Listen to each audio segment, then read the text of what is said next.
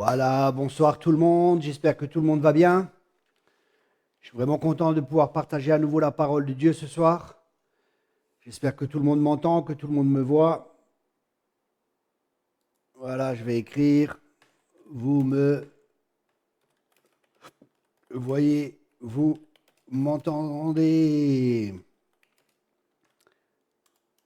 Salut Solène, si tu vois et tu m'entends, est-ce que tu peux me le dire? Merci beaucoup, si tout est bon, le son, si tu m'entends bien, si tu me vois bien.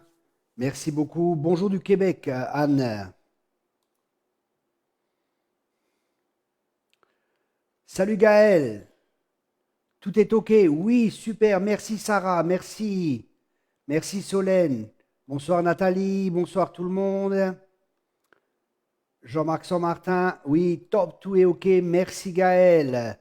Voilà, bonsoir tout le monde. Je suis vraiment content de vous retrouver et on va continuer avec cette série Vivre en sécurité dans un monde d'insécurité. Alors ce soir, on a vu que la dernière fois, nous avons vu que la foi est vraiment quelque chose d'important, hein. Et nous allons partager ce soir, encore et toujours avec la foi, mais qu'est-ce que c'est que la foi réellement? La parole de Dieu nous montre que la foi, elle est dans le cœur. La foi est dans le cœur. Et la parole de Dieu nous dit que toutes les choses importantes se trouvent dans notre cœur. Et Dieu nous fait beaucoup de promesses et nous montre que le cœur est vraiment important. La Bible nous dit que là où est notre cœur, là où est notre trésor sera aussi notre cœur, ou là où est notre cœur est notre trésor. Le cœur est vraiment important. Et Proverbe 4, verset 20, Proverbe chapitre 4, verset 20 nous dit « Mon fils, sois attentif à mes paroles, incline ton oreille à mes propos, ne les laisse pas s'écarter de tes yeux, garde-les au fond de ton cœur. Car ils sont la vie à ceux qui les trouvent et la santé de toute leur chair. Garde ton cœur avec beaucoup d'empressement, car de lui sont issues les issues de la vie. Ôte de toi une bouche obstinée et éloigne de toi les lèvres perverses, que tes yeux regardent droit en face et que tes paupières se dirigent droit devant toi. Considère le sentier de tes pieds et que tous tes chemins soient bien établis. » Ici, la parole de Dieu nous dit de garder notre cœur avec empressement ou de garder notre cœur plus que toute chose. Pourquoi? Parce que notre cœur est vraiment, vraiment important. Je vais juste éteindre ou baisser le son. Voilà, mon téléphone. Donc, on voit que c'est à nous de garder notre cœur. Ce n'est pas Dieu qui va le faire. La parole de Dieu nous dit dans Acte 5, au verset 3, Pierre lui dit « Ananias, pourquoi Satan a-t-il rempli ton cœur au point que tu mentes au Saint-Esprit et que tu aies retenu une partie du prix du champ ?» Ici, nous voyons que l'ennemi veut avoir une influence dans notre cœur et c'est pour ça que nous devons apprendre à garder notre cœur. On voit dans Marc 4, au verset 14 aussi, « Le semeur sème la parole et ceux qui sont le long du chemin où la parole est semée. Mais lorsqu'ils l'ont entendu, Satan vient immédiatement et enlève la parole qui avait été semée dans leur cœur. » Donc, ce qui est important pour nous, c'est vraiment de garder notre cœur. Et je le répète, ce n'est pas Dieu qui va garder notre cœur, c'est à nous de garder notre cœur parce que de lui proviennent les sources de la vie. En fin de compte, le cœur, c'est ce que nous sommes. Et toute notre vie est dirigée, conduite, influencée par notre cœur. C'est pour ça qu'il est important pour nous de vraiment faire attention à notre cœur. Le verset 16 nous dit de Marc 4, « De même, ceux qui sont semés sur les sols pierreux, ce sont ceux qui, quand ils ont entendu la parole, la reçoivent immédiatement avec joie, et ils n'ont pas de racine en eux-mêmes et ne durent qu'un moment. Ensuite, quand l'affliction, la persécution s'élève à cause de la parole, ils sont immédiatement offensés. » Le problème ici, ce n'est pas la semence, c'est-à-dire la parole. Le problème ici est à nouveau le cœur. Et c'est pour ça que nous devons préparer nos cœurs.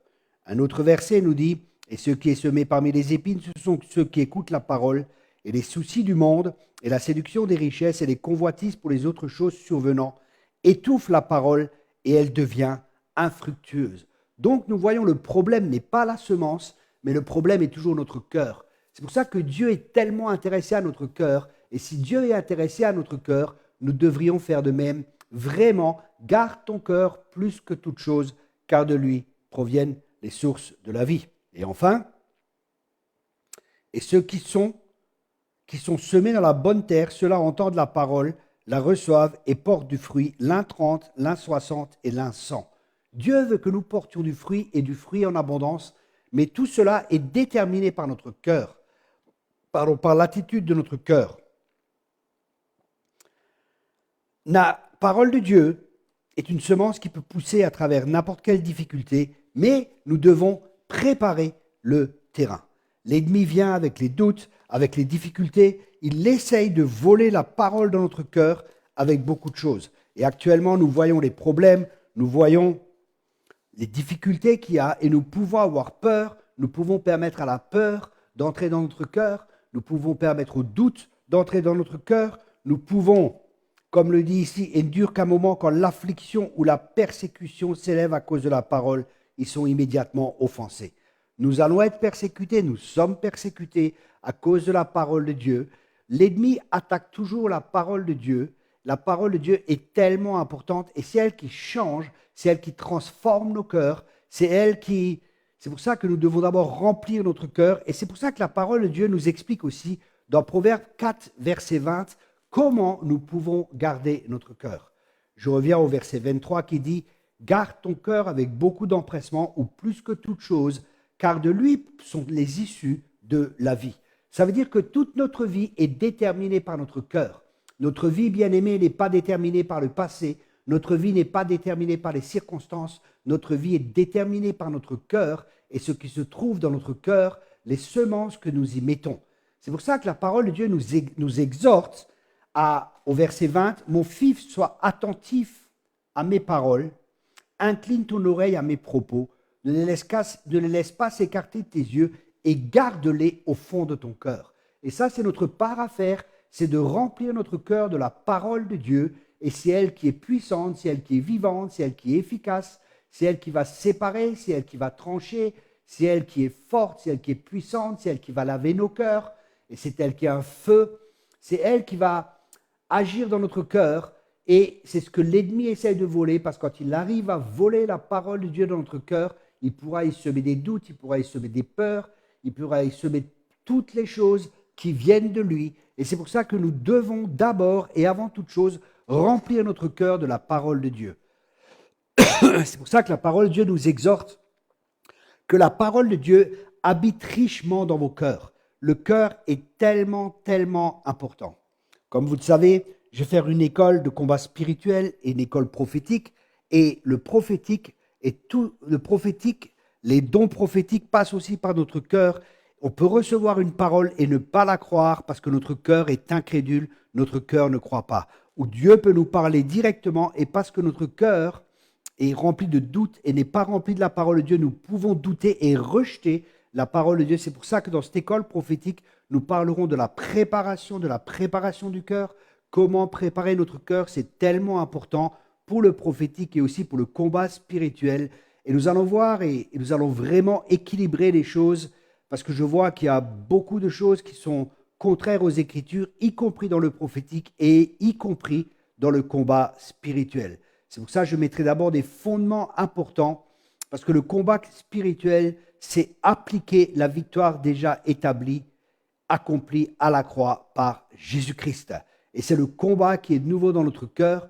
Donc, nous allons voir le vrai combat spirituel, en quoi il consiste réellement et comment vivre dans la victoire en combattant par la foi et en combattant avec les armes que Dieu nous a données, qui sont puissantes. Et nous allons aussi voir comment partager les prophéties et comment notre cœur influence ce que nous recevons et de la manière à laquelle nous transmettons aussi ce que Dieu nous communique au travers des dons, notamment du don prophétique au travers de sa voix.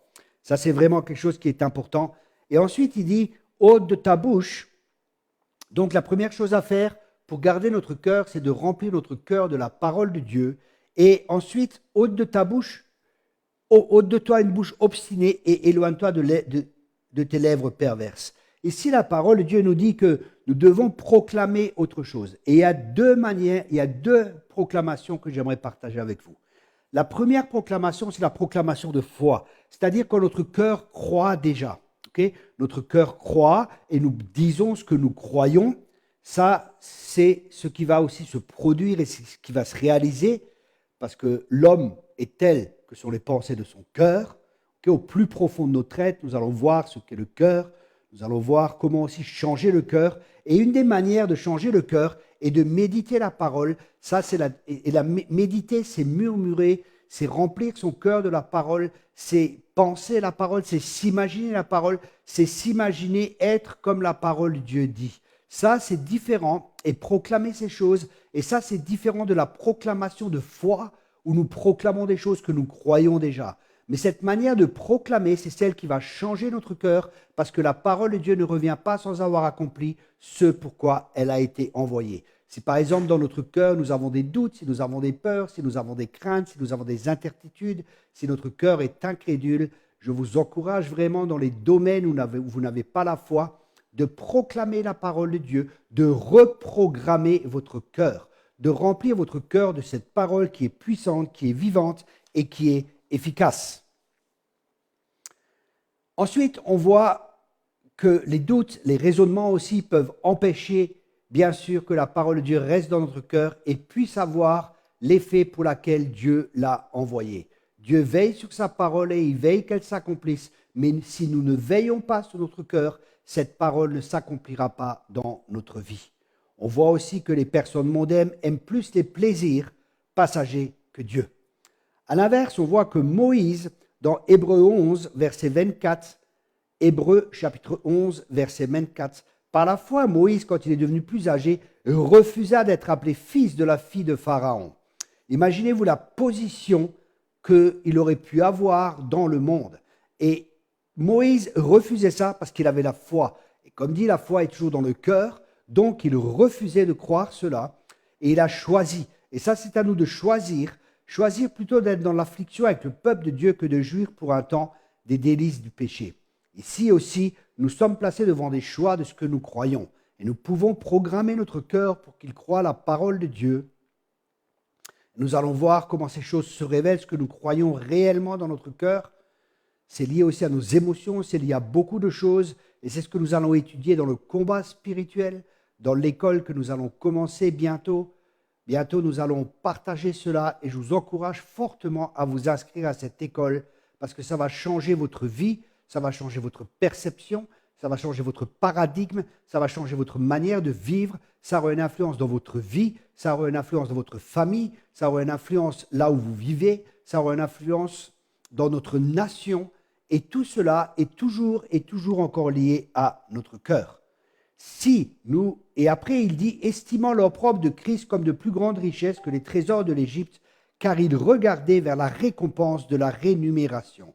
Ici, nous voyons que la parole de Dieu dit qu'il y aura une récompense. Et pour nous, il est important de regarder non pas aux choses passagères, mais de regarder aux choses éternelles, à la récompense que Dieu a pour nous. Dieu a prévu une couronne pour chacun de nous. Dieu a prévu des récompenses pour chacun de nous. Dieu est un rémunérateur de ceux qui le cherchent. Dieu est un rémunérateur de ceux qui marchent avec lui. Et ça, ce sont des choses qui sont éternelles. Ce ne sont pas des choses passagères. Donc, nous devons refuser le plaisir, comme Moïse a refusé, les plaisirs de ce monde qui vont nous distraire et nous faire tomber dans le péché et préférer, comme lui préférait, l'opprobre de Christ parce qu'il savait qu'il aurait une récompense et que cette récompense est éternelle, ce n'est pas quelque chose de passager. Donc ça, c'est vraiment important d'avoir cette conscience en nous. Et après, il dit, par la foi, il quitta l'Égypte sans avoir peur de la colère du roi, car il demeura ferme comme voyant celui qui est invisible. Là, c'est très important, nos yeux doivent être fixés sur Jésus. Dans le combat spirituel aussi, vous allez voir que nous ne recherchons pas les choses de l'ennemi. Nos yeux sont fixés sur Jésus, le rémunérateur de notre foi. Nos yeux sont fixés sur le Christ. Nos yeux sont fixés sur sa parole et nous marchons selon sa parole. Nous ne marchons pas selon les choses de ce monde, selon les choses passagères, selon ce qui essaie de nous influencer, parce que l'ennemi essaie de nous influencer. Et une des armes qu'il utilise, notamment maintenant, c'est la peur de manquer, la peur de qu'est-ce qui va se passer, la peur, mais qu'est-ce qui va se passer avec nos enfants, la peur, qu'est-ce qui va se passer avec nos finances, les peurs, qu'est-ce qui va se passer avec notre travail. On voit que Dieu est en train d'ébranler toutes choses et c'est réellement Dieu qui ébranle parce que la Bible dit qu'il ébranlera encore une fois toutes choses. Ces ébranlements sont permis et voulus de Dieu parce que Dieu veut que son peuple revienne à lui. Il veut que ceux qui ne le connaissent pas encore viennent à lui. Et je crois que ce monde, il y aura plus de sécurité et les gens ne sauront plus vers qui se tourner, vers quel saint se tourner ou vers quelle sécurité se tourner. Et là, Dieu pourra montrer son Église. Et son Église n'est pas forcément ce que nous pensons. Son Église, ce sont toutes les personnes, écoutez-moi bien, l'Église de Jésus-Christ, c'est toutes les personnes qui ont une révélation de Jésus-Christ et qui continuent à marcher dans la révélation du Christ. Ce n'est pas forcément des gens qui fréquentent une église, parce que des gens peuvent fréquenter une église sans avoir la révélation de Christ.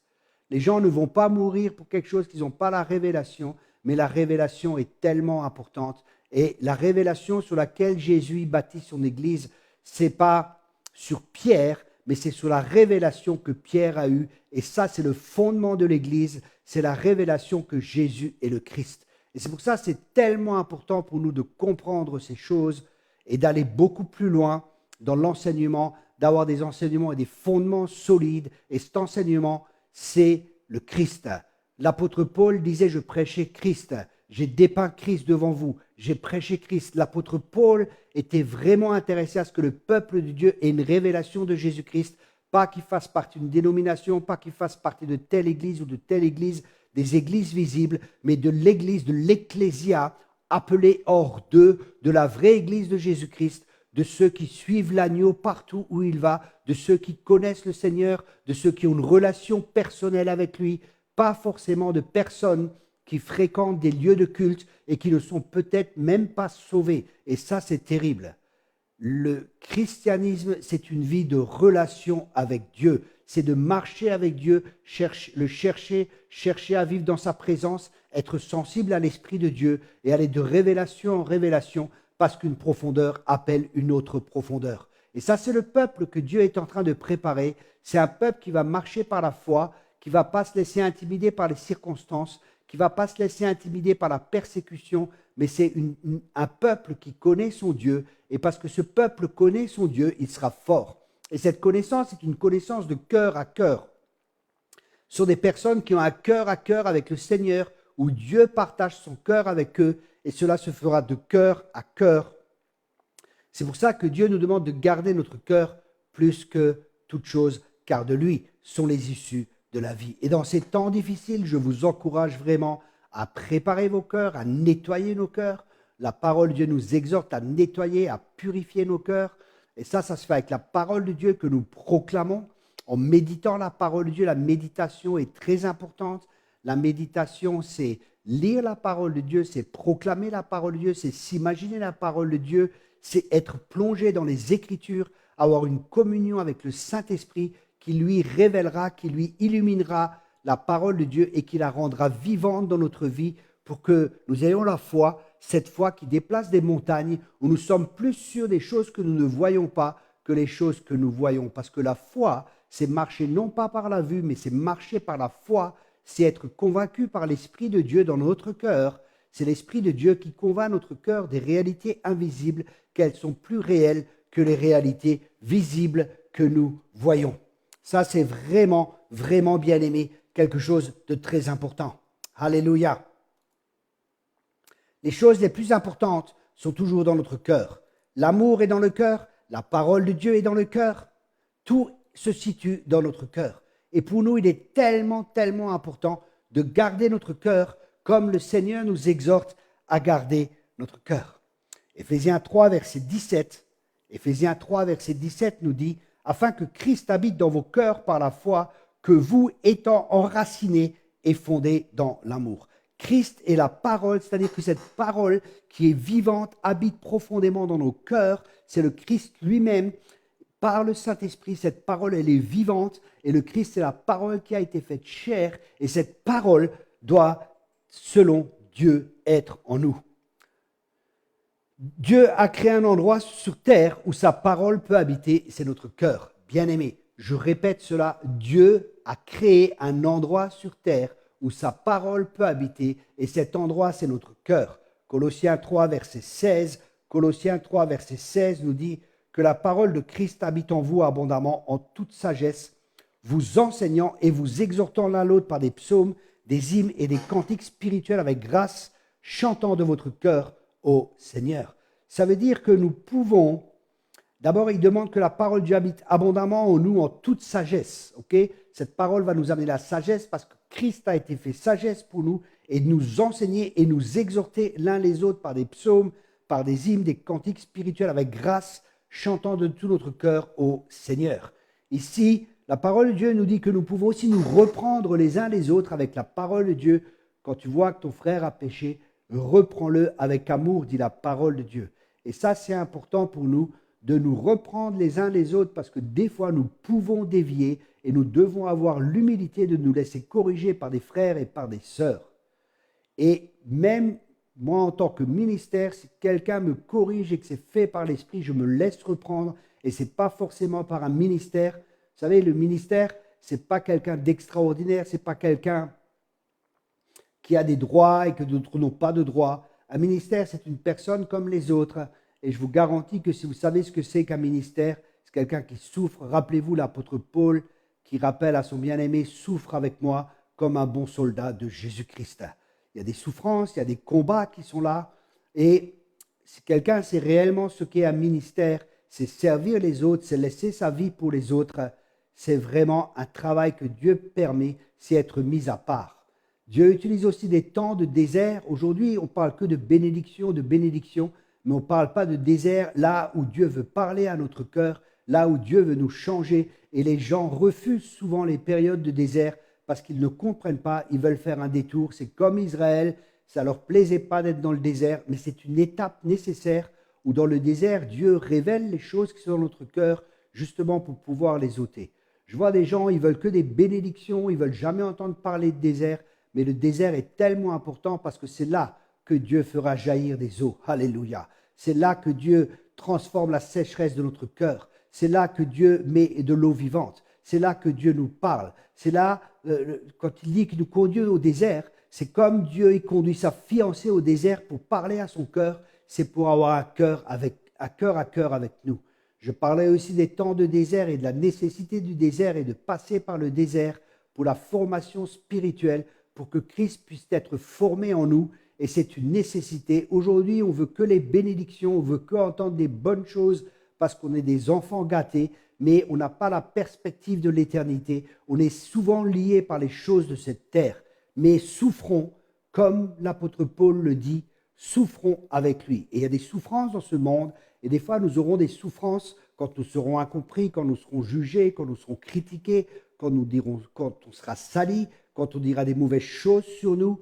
Et tout ça, ça va venir contre nous, mais notre force, c'est la parole de Dieu dans notre cœur qui va nous garder, qui va nous préserver. C'est pour ça, quand la parole de Dieu habite dans notre cœur, elle nous permettra de répondre avec amour, de répondre avec vérité, parce que la parole de Dieu, qui est la vérité, habite dans notre cœur. D'ailleurs, en ce moment, j'ai beaucoup d'attaques, j'ai beaucoup de critiques, j'ai beaucoup de gens qui me disent plein de choses.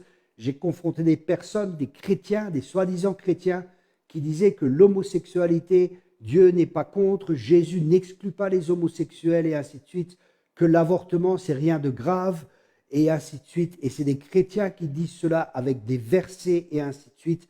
Et je vois qu'il y a une telle confusion, il y a une telle séduction dans le peuple de Dieu. Et je crois que cette école prophétique et de combat spirituel n'est pas une option, mais c'est vraiment une nécessité. Ça fait déjà un moment que Dieu m'avait parlé de l'affaire, mais dernièrement, j'étais en Allemagne et pendant le temps de louange, vraiment le Seigneur m'a parlé et m'a dit, fais cette école prophétique et de combat spirituel. Parce que nous devons préparer la guerre, nous sommes dans une guerre, cette guerre est invisible et une des cibles de cette guerre, c'est notre cœur. C'est pour ça, bien-aimés, gardons notre cœur plus que toute chose. Et pour le garder, nous avons vu que nous devons remplir ce cœur de la parole de Dieu et nous devons proclamer la parole de Dieu. Premièrement, la proclamer avec foi si notre cœur croit déjà et si notre cœur ne croit pas encore, proclamer cette parole pour que notre cœur entende, pour que notre cœur reçoive, parce que cette parole, elle est efficace, elle est vivante et elle va changer, transformer notre cœur. Elle ne revient pas sans avoir accompli ce pourquoi Dieu l'a envoyé. Le Seigneur nous dit que notre cœur est vraiment primordial et tellement important.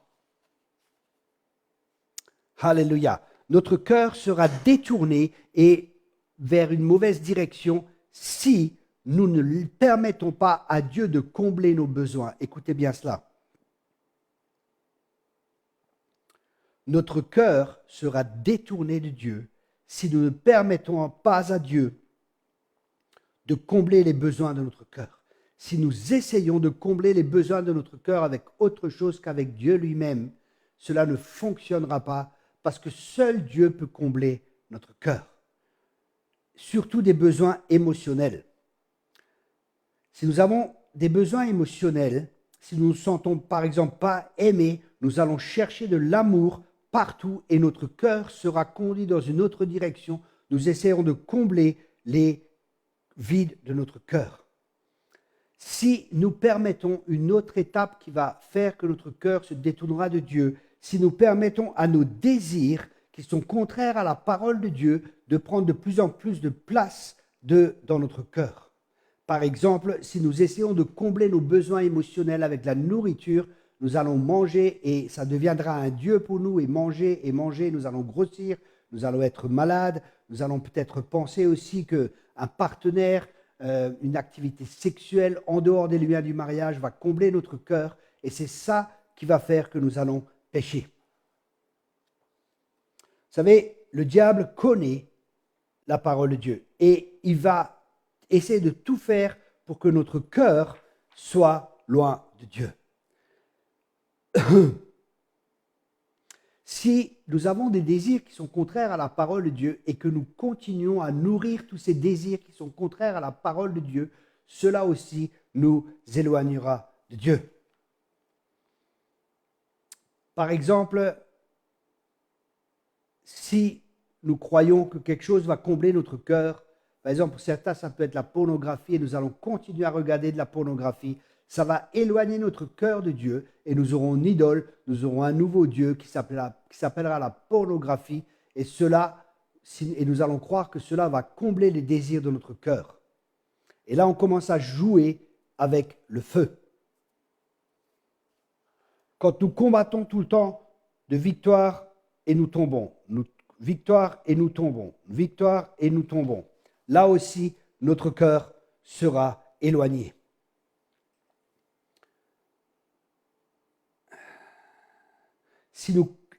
Un autre point important, là aussi, si nous continuons à justifier, par exemple, oui, mais tu comprends, si nous avons une mentalité de victime, oui, mais tu comprends pas mon passé, si je fais ces choses, c'est normal, d'autres aussi ont péché dans la Bible, et que nous commençons à justifier notre péché, nous allons être de plus en plus aveuglés, notre cœur va s'endurcir parce que le péché endurcit notre cœur.